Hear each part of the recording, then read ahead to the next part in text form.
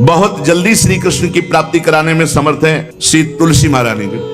प्रिया जी का बताया हुआ उपाय श्री वृंदा सखी, ये वृंदावन की अधिष्ठात्री देवी हैं। ये वृंदावन की पूरी व्यवस्था को देखती हैं। प्यारे जो के नित्य केली की व्यवस्था करती हैं और इनकी कृपा के बिना कोई वृंदावन में प्रवेश नहीं कर सकता। ये हमारी प्यारी जो की प्रिय सखी वृंदा सखी श्री तुलसी महारानी जी। चंद्रानना सखी ने कहा कि परम सौभाग्यदम राधे महापुण्यम वरप्रदम श्री कृष्ण श्यापि लभ्यर्थम उनका तुलसी सेवनम मतम। मेरे मत में यदि तुलसी जी की सेवा की जाए, तुलसी जी का यदि स्पर्श हो जाता है, तुलसी जी का नाम कीर्तन किया जाता है, तुलसी जी को प्रणाम किया जाता है, तुलसी जी का वृक्ष लगाया जाता है, तुलसी जी को जल अर्पित किया जाता है और तुलसी दल से नित्य भगवत सेवा की जाए, तो बहुत जल्दी श्री कृष्ण प्रसन्न हो जाते हैं।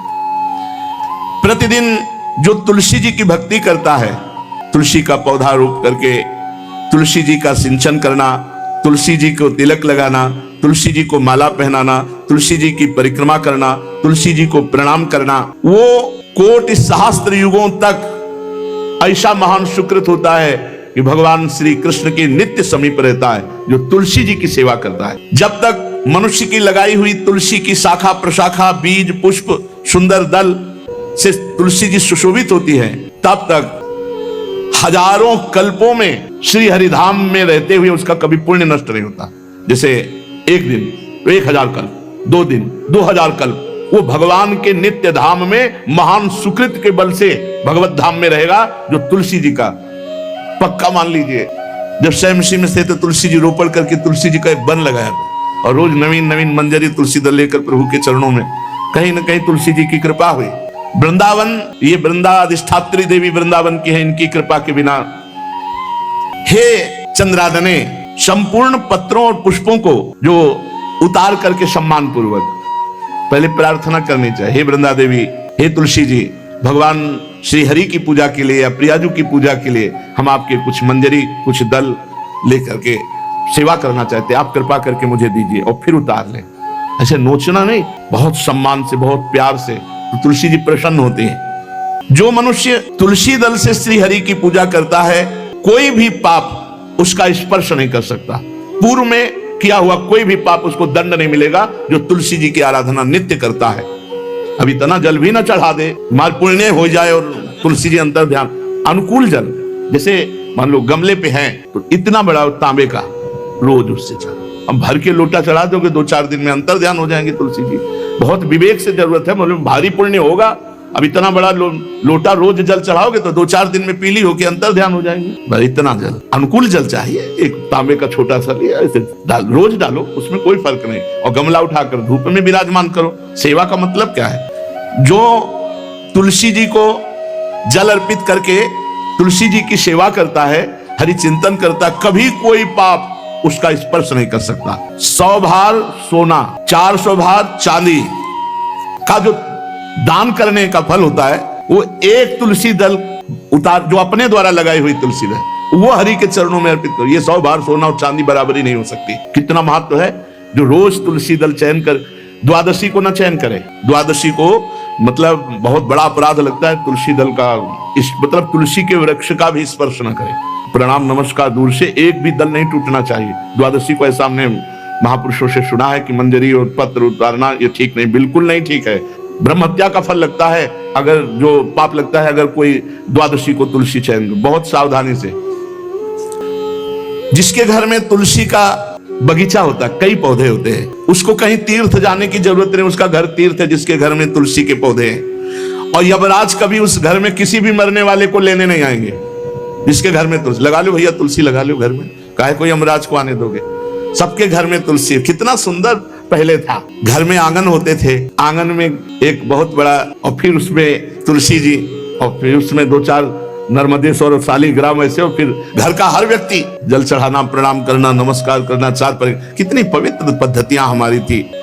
जब रसोई बने पहली गाय के लिए, फिर कुछ पक्षियों के लिए, फिर कोई संत महात्मा, कोई भिक्षु, ऐसा कितना पवित्र व्यवहार।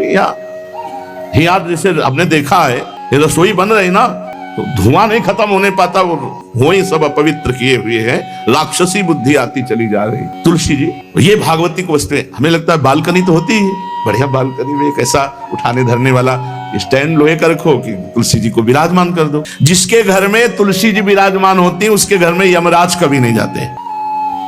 जो तुलसी जी का सेवन करता है उसकी सारी कामनाएं तुलसी जी पूर्ण कर देती है। तुलसी जी को लगाना, तुलसी जी का पालन करना, तुलसी जी को सिंचन करना, तुलसी जी का दर्शन करना, तुलसी जी का स्पर्श करना, मनुष्य के द्वारा जो मन, वाणी और शरीर से पाप हो गए सबको तुलसी महारानी क्षमा कर देती है, दग्ध कर देती है। पुष्कर आदि तीर्थ, गंगा आदि परम पावन नदियां, ये सब जो स्नान आदि अवगाहन आदि करने का फल देते हैं वो केवल तुलसी जी घर में विराजमान है उसको फल मिल जाएगा। कितने बढ़िया। जो तुलसी जी की नवीन मंजरी प्रभु के चरणों में अर्पित करके प्रणाम करता है वो चाहे कितना भी अपराध किए हो वो कभी यमपुरी को नहीं देखेगा, कभी यमराज के पास नहीं जाएगा। जो मनुष्य तुलसी काष्ठ का घिसा हुआ चंदन लगाता है उसके सारे संचित भस्म हो जाते हैं और क्रियमाण जो वर्तमान वो कभी उसको बांध नहीं सकते। तुलसी जी का काष्ठ का घिसा हुआ चंदन। जिसके घर में तुलसी की छाया होती है वहां पितरों को अपने आप कल्याण प्राप्त हो जाता है। जो श्राद्ध करने से लाभ मिलता है पितरों को, घर में तुलसी लगा के जो तुलसी की छाया बड़ा वृक्ष, पितरों को तृप्ति मिलती है। चतुर्भुज ब्रह्मा जी सारंग धनवा श्री हरि के महामहिम स्वरूप की अनुभूति करने के लिए भी कहा है कि तुलसी जी का महान महात्म्य, अगर तुलसी जी का सेवन करे तो भगवान श्री हरि की महिमा को जान जाएगा। स्त्री हो या पुरुष, पुरुष नपुंसक नारीवा जीव चराचर कोय, सर्व भाव भज कपट तज मोहि परम प्रिय सोय। शरीर वर्दी है, हमारी पोशाक है, हम सब एक हैं, आत्मस्वरूप है, कुछ अलग नहीं है। शरीर केवल पांच भौतिक है तो सबका पांच भौतिक है, उसमें चिन्ह है स्त्री पुरुष के, बस इसके लिए भगवान की आराधना निषेध थोड़ी है। जो स्त्री या पुरुष श्री तुलसी जी के काष्ठ के मन के बना, जैसे छोटी कंठी या बड़ी माला धारण करता है, श्री कृष्ण उसके बस में हो जाते हैं। यह है तुलसी जी की महिमा। परम सुहाग श्री कृष्ण मिल जाते हैं और कौन सी भी हमें उपलब्धि चाहिए। हे गोप नंदिनी, तुलसी जी का सेवन करने से श्री कृष्ण वश में हो जाते हैं। जो तुलसी की माला से नाम जप करता है, काउंटर वाली बात तो स्मृति के लिए भाई है, हम निषेध नहीं करते, नहीं बहुतों के भजन बंद हो जाएंगे, पर हम इतनी महिमा जरूर बता देते हैं कि तुलसी माला से जो नाम जप किया जाता है उससे आध्यात्मिक सिद्धि बहुत जल्दी होती है। गुरुदेव भगवान कहते जो अंगुलियों से रगड़ होती है मन का से, उसमें आध्यात्मिक ऊर्जा शक्ति तुलसी माला से। प्लास्टिक पर भाई करो, निषेध नहीं करने, बंद हो जाएगा वो भी राधा राधा कहना, वो हमें बंद नहीं करना। हम कह रहे हैं तुम जैसे बने वैसे करो, लेकिन माला का बहुत बड़ा प्रभाव है। तुलसी परम पवित्र भगवान श्री हरि की प्रिया, और उनके काष्ठ को जब हम ऐसे ऐसे नाम के साथ तो विशेष ऊर्जा शक्ति, आध्यात्मिक शक्ति हमें जागृत होती है। हो सके जिनको ऐसा बन सके तो छोटी एक वो आती है सुमिरनी, उसको रख लो, अपनी जेब में रख लो, उससे करो। और नहीं है तो भैया तुम इसी से करो, नाम जप करो, भाव को भाव न खालसो, नाम जपत मंगल दिस दसो। सुंदर सुंदर तुलसी जी के वृक्षों के समीप बैठ करके जो अनुष्ठान किया जाए वो बहुत लाभदायक। श्रीमद् भागवत का, गोपाल सहस्त्र नाम का कोई भी पाठ तुलसी जी के समीप विराजमान करके किया जाए। आचार्य को बुला करके तुलसी पूजन करना चाहिए। विविध प्रकार के अनुष्ठान, अरे तभी तो सब मंगल होता है। पहले था, ने देखा है, 4 बजे माताजी दरवाजे के सामने लीपती, रोज का काम। जो पुराने घरों में देहरी के आगे आके 4 बजे लीप करके वहां अपना चौक पूर के दीपक जला, तो क्या पवित्रताएं थी, क्या मंगल था। जब किसी को निमंत्रण दिया जाता था सबके पैर धोए जाते थे, सुंदर बिछौना बिछा करके और उसमें बैठकर पत्तल और रज के सकोरा कुल्हड़ ऐसे भोजन पाया। कितना पवित्रता, जो हमारी पूर्व पवित्रता थी, धोती कुर्ता चोटी पवित्रता। मान लो अगर बाहर जा रहे तो पैजामा कुर्ता, ऐसे बहुत पवित्र पोशाकें थी, पवित्र आचरण थे, पवित्र खान पान था। घर में जाओ तो एक पवित्रता, एक किसी भी घर में ऐसा नहीं था कि देव मूर्ति न विराजमान हो, किसी भी घर में ऐसा नहीं था तुलसी जी विराजमान न हो। 1-2 गाय जरूर होती थी, पवित्रता। अब तो बड़ा विचित्र, भारतीय गौएं जो श्वेत रंग की, जो अरुण रंग की, जो सींग वाली हैं, वो उनका आप दुग्ध देखिए, दूध रख दीजिए, स्वर्णिम कांति छाई मिलेगी। ये हमारी भारतीय पद्धति है, हविष्यान्न, इससे देवताओं का, भगवान का, सबका अभिषेक पूजन होता है। शुद्ध गाय जो हमारी भारतीय है, तीला है उसके जैसे निकला हुआ, वो भगवान ने सेवा की है। हमारे गोविंद भगवान का नाम ही गोविंद, गौओं के इंद्र। भगवान सुबह से निकल जाते थे, शाम तक गौओं को चराते थे।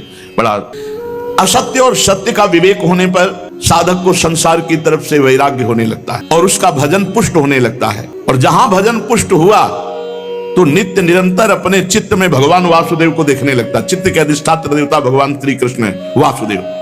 जब चित्त शुद्ध हो जाता है उसकी पहचान है, न कोई अपना लगता है न कोई पराया लगता है, सब भगवत स्वरूप लगते हैं। अपना पराये का भेद मिट जाता है। जब चित्त शुद्ध होता है तो किसी भी पदार्थ के भोगने की इच्छा उसमें नहीं रह जाती। जब चित्त शुद्ध होता है तो उसका अनुराग केवल परमात्मा और महात्मा में होता है, पूरे संसार में कहीं होता ही नहीं। ये चित्त शुद्धि का लक्षण है। चित्त शुद्धि का उपाय विवेक और निरंतर नाम जप। चित्त शुद्धि का लक्षण राग द्वेष का अभाव, ना कोई अपना ना कोई पराया, और किसी भी विषय भोगने की इच्छा ही नहीं, आसक्ति तो सिर्फ परमात्मा में या महात्मा में। ये राग द्वेष किसे कहते हैं महाराज? जिस मनुष्य के, जिस पदार्थ के, जिस स्थान की ऐसी आसक्ति हो जाए कि इसके बिना जिया नहीं जा रहा, उसे राग कहते हैं। जैसे माँ में राग, पिता में राग, पत्नी में राग, पुत्र में राग, धन में राग, मकान में राग, शरीर में राग। बहुत समझना चाहिए हमारा राग हो गया, जिसका बार बार स्मरण आए और बार बार खिंचाव हो हृदय से। जो हमारे ध्यान पथ में प्रभु की शिवा और आ रहा है वो सब राग का ही किया कराया खेल है। द्वेष, इसमें मूल राग है। जिससे राग होता है उसी से द्वेष होता है। राग नहीं होगा तो द्वेष होगा ही नहीं। जब वो हमारे प्रतिकूल चलने लगता है तो द्वेष हो जाता है। प्रतिकूल पदार्थ, प्रतिकूल वस्तु, प्रतिकूल व्यक्ति, तो हमारा द्वेष हो जाता है। यही राग द्वेष जीव के जन्म मरण की श्रृंखला है और इसका मूल कारण देहाभिमान, अहंकार है। महाराज, साधक को समय किस प्रकार बिताना चाहिए? सबके लिए एक जैसा उपदेश नहीं होगा। पूज्य बाबा बोल रहे हैं, जो गुरु के पास रहते हैं उनको सब समय गुरु की सेवा में लगाकर भगवत स्मृति युक्त जीवन व्यतीत करना चाहिए, और जिनको गुरु का सानिध्य नहीं मिला उनको भजन में अधिक समय लगाना चाहिए। यदि गुरुदेव सेवा के लिए आदेश करें वही सबसे बड़ा भजन है। यदि वो कह रहे हैं कि बैठकर भजन करो तो अधिक समय भजन में लगाना चाहिए। अगर गुरुदेव सेवा तो फिर सेवा ही भजन है। जो गृहस्थ हैं उनको अपनी गृहस्थी के कार्य को गुरु सेवा, भगवत सेवा मानकर करना चाहिए। यदि गुरु जी कुछ स्वीकार करते हैं तो ठीक है, नहीं सर्वस्व गुरु का है, ऐसी भावना करनी चाहिए। विरक्त उपासक को गुरु की अधीनता स्वीकार करनी चाहिए। गुरु की अधीनता से अपने आप सारे पाप, द्वेष, दोष, राग सब नष्ट हो जाता है। सबको ये तो ध्यान रखना है कि भगवती जो हमारी परम करुणामयी स्मृति स्वरूपा है वो हमारे दिमाग में छाई रहे। महान तेजोमयी निकुंज देवी श्री स्वामिनी महामहिमामयी महारानी लाडली भगवती स्मृति ऐसी कृपा करें कि ये हमारी स्मृति में ही बस जाए, कभी स्मृति से दूर ना हो, चाहे हम सेवा परायण हो या एकांत बैठे हो। महाराज, भगवान तो हमें दिखते नहीं तो उनसे प्यार कैसे हो, उनकी शरण कैसे हो? भगवान तुम्हें दिखते नहीं, बड़े आश्चर्य की बात है। ये सब भगवान ही तो है। पूज्य बाबा अब उनकी ब्रह्ममयी दृष्टि है। चलो, भगवान नहीं दिखते तो भगवान का नाम, भगवान की महिमा, भगवान के भक्त ये तो दिख रहे हैं, आप इनकी बात मानो, नाम जप करो, भगवान की लीला गुण गाओ। जैसे आदेश होता है वैसे सिद्धांत से चलो, भगवान दिखाई देने लगेंगे। जब तुम्हारे हृदय में शांति, आनंद, किसी के प्रति कोई भी द्वेष नहीं, तो जान लो अब भगवान प्रकाशित होने वाले हैं हृदय में। आनंद भगवान का स्वरूप है, शांति भगवान का, शांताकारम, जो आनंद सिंधु सुख राशि। जो भगवान को देखा नहीं और भगवान की शरण होकर नाम जप करते हैं, भगवान बहुत रीझ जाते हैं उनसे, वो तो देख ही रहे ना। महाराज जी, आप बार बार भजन की बात करते हैं, भजन में तो नींद आ जाती है, फिर क्या करें? माला छूट जाती है भजन में। ऐसे बैठे रहो, प्रपंच सोचते रहो, नींद नहीं आएगी। 3 घंटा फिल्म देखते रहो, नींद नहीं आएगी। पता नहीं कैसा तमोगुण का प्रभाव है। बाबा कहते हैं कि जब नाम जप करने में नींद आने लगे तो जोर जोर से कीर्तन करने लगो। ये एकांत में करना चाहिए, सामूहिक जहां वास हो वहां नहीं करना चाहिए। नहीं पता चले कल मंजीरा लेके 12 बजे से शुरू हो गए तो साधक जो दिनचर्या में है उनको परेशान। मान लो बगल वाले कमरा वाला ध्यान साधक कर रहा है तो फिर आपका अपराध बन जाएगा। यदि आप मंजीरा लेके कीर्तन कर रहे हैं और उसके ध्यान में विक्षेप हो रहा तो अपराध बन जाएगा। इसलिए जो भी साधना करो वो ऐसी करो कि दूसरे साधकों को विक्षेप ना पड़े, अपने कमरे के बाहर आवाज ना जाए। दूसरा उपाय, खड़े होकर जप करो।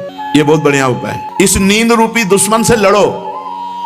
ये खड़े होकर भजन करने का अभ्यास गायत्री अनुष्ठान में, नैष्ठिक ब्रह्मचर्य में, क्योंकि नई अवस्था में नींद ज्यादा सताती है। तो झोपड़ी थी तो खड़े होकर ऐसे झोपड़ी का ऊपर एक रस्सी ऐसे डाल लिए थे और ऐसे पकड़ लेते, कभी एक पैर के बल खड़े हैं, कभी बाएं पैर, फिर उठा लिया दाएं पैर, और मंत्र में एकाग्रता पूरी जपते हुए बहुत अच्छा लगता। 5-5, 6-6 घंटे, क्योंकि गायत्री का 24 लाख गायत्री का एक पुरस्चरण होता है। भक्त को चाहिए किसी भी स्थिति में भजन के समय में नींद ना आने पावे। बहुत लड़ना पड़ता है, नींद से बहुत लड़ना पड़ता है, एकदम गुस्सा जाते हैं। जैसे बड़ी सावधानी से जप रहे, पता नहीं कब गोल हो गए, माला छूट गया। जब देखा माला छूट गया तो एकदम गुस्सा, अब पूरा माला गया, अब फिर एक से शुरू करना पड़ा। जैसे मान लो आप 99 मनका पे पहुंच चुके हैं और आपका छूट गया तो अनुष्ठान में नहीं माना जाएगा, फिर वहीं से शुरू करो एक से। ये नहीं कि कहीं से भी पकड़ लो वैसे शुरू करो, ऐसा नहीं।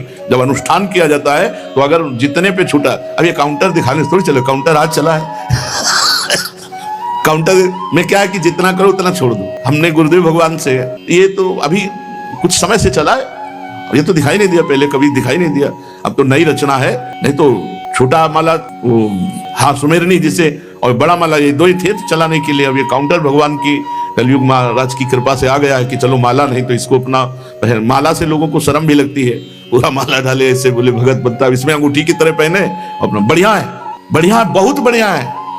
किसी तरह भगवत स्मृति भगवान नाम जप हो रहा है बहुत, पर इसमें यह सुविधा है कि 50 में छोड़ दिया, छोड़ दिया। माला में नहीं छोड़ सकते, यदि अनुष्ठान चल रहा है तो आप बोल नहीं सकते, छोड़ नहीं सकते। मान लो आप 107 में पहुंच गए और आपने छोड़ दिया तो नहीं माना जाएगा, फिर एक से शुरू करो। अब जैसे आप माला जप रहे हैं गुरु मंत्र की, तो बीच में गुरु मंत्र की माला जपते हुए बोलना नहीं है। जो जैसे 11 माला का अनुष्ठान दिया गया उसमें बोलना नहीं, अगर बोला तो जहां से बोला वो फिर वहां से कैंसिल, फिर वहां से शुरू करो। या फिर उसकी पद्धति है, उस माला को ऐसे करके निकाल के मन का रखो, आचमन करो, भगवान से प्रार्थना करो, अत्यंत आवश्यक होने पर बात करो, फिर प्रणाम करो, फिर उसके नीचे वाली मनका से, जहां से रखा है नीचे वाली मनका से शुरू कर दो। ऐसे नहीं कि ऐसे खड़े बात कर रहे हैं फिर घुमा रहे हैं, तो क्या फर्क पड़ता है, दिमाग में क्या फर्क पड़ता है, कौन सा परिवर्तन हो रहा है। जो हमारी वैदिक सिद्धांत पद्धति है उसी से लाभ प्राप्त होता है। महाराज जो नींद है उससे लड़ना पड़ता है, भजन करना बहुत ऊंची बात है, इसलिए हमको खड़े हो जाना पड़े, टहलना पड़े, हमें नाम जप करना, हमें मंत्र जप करना, उस समय नींद नहीं आनी चाहिए। अभ्यास बहुत बड़ी ताकत होती है। आंख मूंद के ठीक लक्ष्य पे गोली मार दे जिसका अभ्यास है, और अपने अभ्यास नहीं किए तो कुछ नहीं होने वाला।